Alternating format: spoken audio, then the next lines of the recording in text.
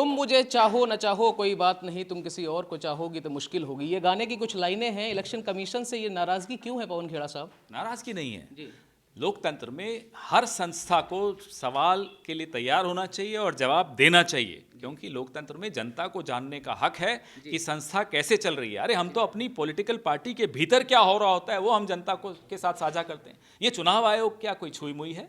आपने कह दिया 3 बंदर चुनाव आयोग कह रहा है कि हम सिकंदर। ये कहाँ आखिर घूम क्या रहा है? ट्विस्ट कहाँ है? सवाल पूछे जा रहे हैं और सवाल पूछना हमारा कर्तव्य है और सवालों का जवाब देना उनका कर्तव्य है। जी। कितना तैयार हैं गुजरात के लिए? पूरी तरह से तैयार हैं। आइए गुजरात, देखिए हमारे वर्कर्स को, देखिए हमारे लीडर्स को, दिन रात मेहनत कर रहे हैं। आज से नहीं, पिछले 6 महीने से मेहनत कर रहे हैं और लगातार ऐसे मुद्दे उठा रहे हैं जो गुजरात की जनता चाहती है कि उनका राजनीतिक दल उठाए। सर 6 तारीख को बीजेपी हिमाचल के अंदर अपना विजन डॉक्यूमेंट रिलीज कर रही है, लेकिन हिमाचल बीजेपी के नेताओं का विजन कुछ ज़्यादा तेज है।